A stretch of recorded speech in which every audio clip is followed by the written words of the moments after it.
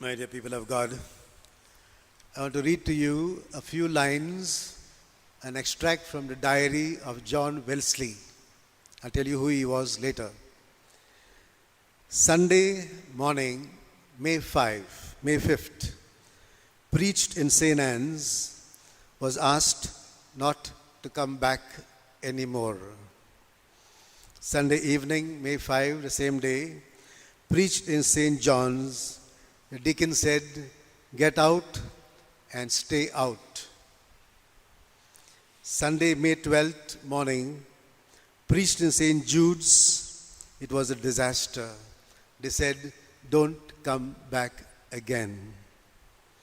Sunday morning, May 19th, preached in St. Peter's.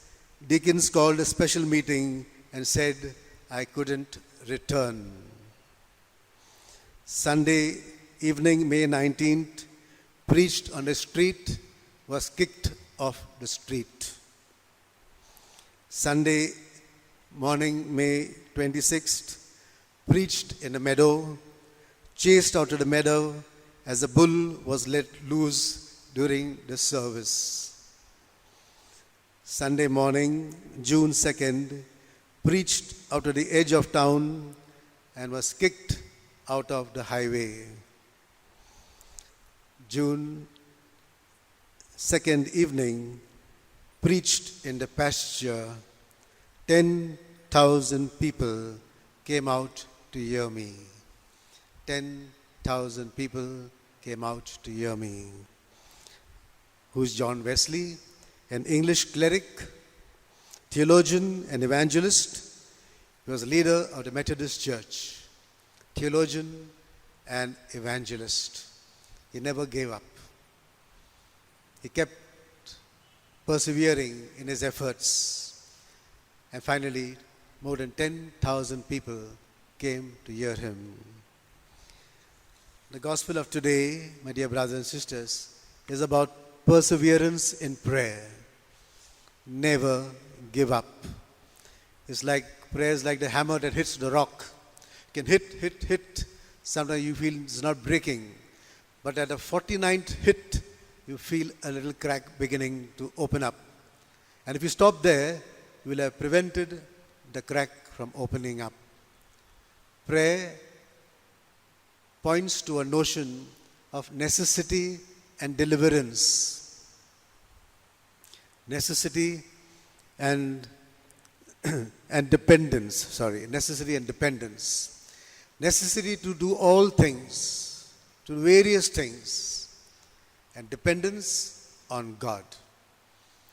Necessity to realize our limitations, and dependence on God's power. Necessity to move out of our capabilities and depend on God's strength. Necessity to realize that we cannot do all things and depend on the grace of God. The gospel of today presents to us a parable, a beautiful parable. A man gets an unexpected visitor at night. And at midnight, the dead of midnight, he goes to his neighbor to ask for some food to give his unexpected visitor. The man says, "I'm not getting up now, I'm already in bed with my children. I cannot be bothered, I cannot be disturbed." But because of the insistence of this man, and maybe to get rid of him, to get some peace, he finally gets up and gives him what he wants.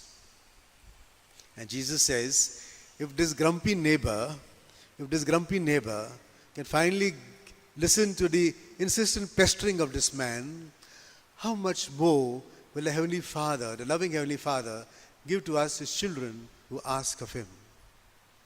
How much more will the Heavenly Father give to His children who ask of Him? Often in life, we are faced with such situations. Some urgency, some thing that we have to ask. Like now in this pandemic, for instance, we don't know what to do. We are praying every day. We are searching for answers. That's the time we run to our great neighbor and plead and cry out and shout to him. But don't think that our great neighbor is asleep and that we have to wake him up. He is just testing our patience, our endurance, and our perseverance. Our great neighbor is our God, a loving God, who knows all that we need. Who knows all that we need. A great God is like a caring parent. He wants to give us good things.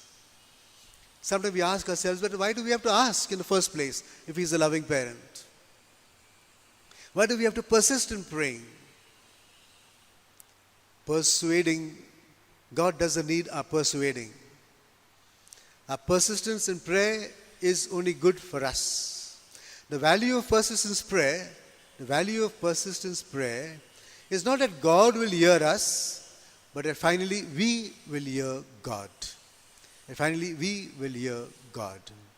And so He gives us these three verbs: ask, seek, and knock. They indicate continuous process, and constant action. And God is telling us, what God expects of us is this: consistency in prayer and perseverance. He doesn't want us to be bogged down in material things, but He wants us to raise up our prayer to seek Him in higher things.